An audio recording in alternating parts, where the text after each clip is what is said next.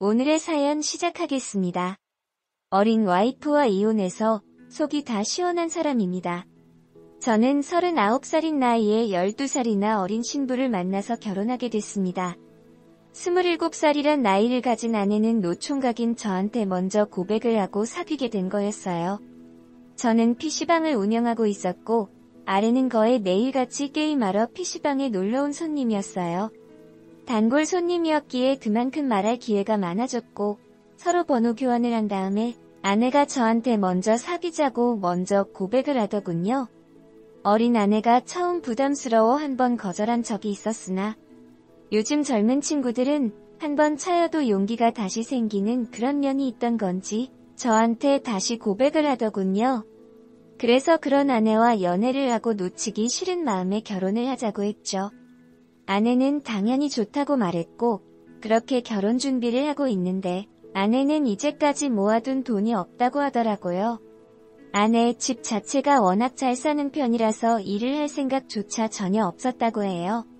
처음엔 돈 모아둔 게 전혀 없다고 해서 집안 사정이 안 좋은 건가 싶었는데 그게 아니라 오히려 금수저라서 일할 필요가 없었다고 해요.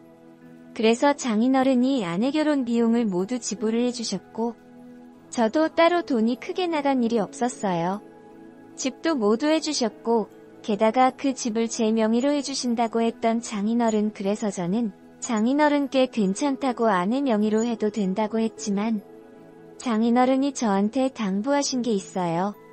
내 딸이라곤 하지만 돈에 대한 개념이 남들에 비해 조금 떨어지는 편이라 딸 명의로 못하겠다. 사위 믿고 이 집 선물로 주는 거니까 우리 딸 잘 부탁해. 라고 하셨어요. 집 명의를 제 앞으로 한다고 하니까 초반에 아내가 난리가 났어요. 하지만 장모님이 따로 아내에게 시집간다고 용돈을 좀 많이 주신 것 같았고 그 뒤로 크게 화를 내거나 하진 않았습니다. 그렇게 결혼 생활을 하게 됐고 크게 돈이 나갈 일이 많지가 않았어요.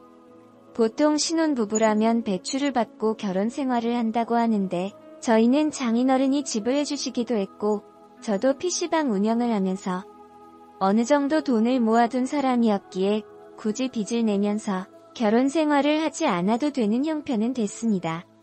그리고 제 부모님은 어렸을 때 돌아가셨기에 부모님께 나가는 돈은 없었고요. 그렇게 아내와 행복하게 결혼 생활을 한다고 생각했는데 아내가 일을 할 생각이 전혀 없어 보였어요. 제가 운영하고 있는 PC방이 잘 되고 있는 편이라서 아껴만 잘 쓴다면 아내가 굳이 일을 하지 않아도 된다 하겠지만 아내 씀씀이가 정말 크더라고요.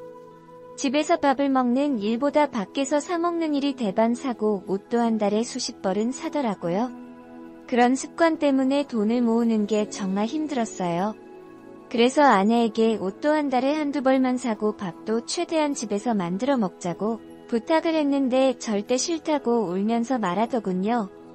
일단 미안하다고 사과를 하며 그런 아내를 진정시켰는데 정말 답답해 미치겠어요. 저보다 12살 어린 아내라고 해도 27살 나이 정도 되면은 그래도 어느 정도 생각이 잘 잡힌 나이라고 생각하는데 아직 사춘기 소녀처럼 이것저것 사고 싶은 게 많아 보였고 말도 가끔은 정말 밉게 합니다. 언제 한 번은 저한테 오빠 나이 많은 사람도 관리하고 젊게 입고 다닌다고 하는데 오빠는 노인네처럼 왜 이렇게 칙칙해? 라고 말하는데 이런 식으로 사람 상처받을 만한 말을 합니다. 그리고 결혼한 지 얼마 안 된 시점이면 신혼이라 집에 있고 싶은 게 사람 마음이잖아요.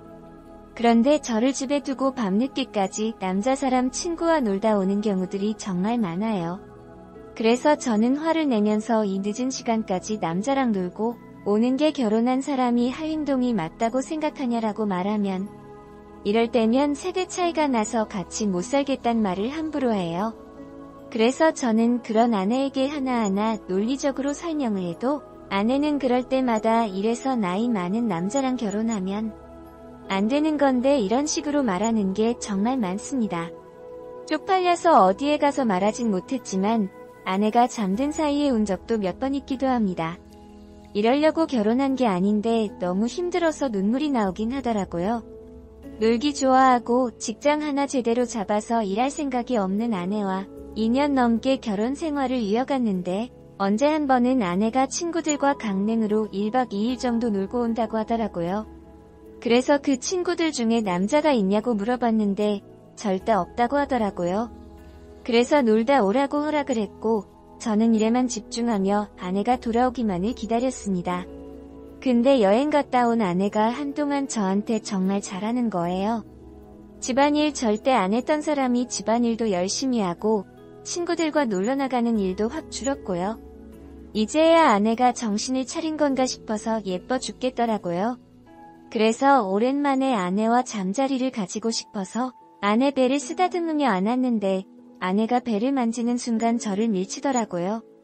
그래서 왜 그러냐고 물어보니 갑자기 제가 보는 앞에서 무릎을 꿇고 두 손 두 발 불이 날 것만 같이 싹싹 빌더군요.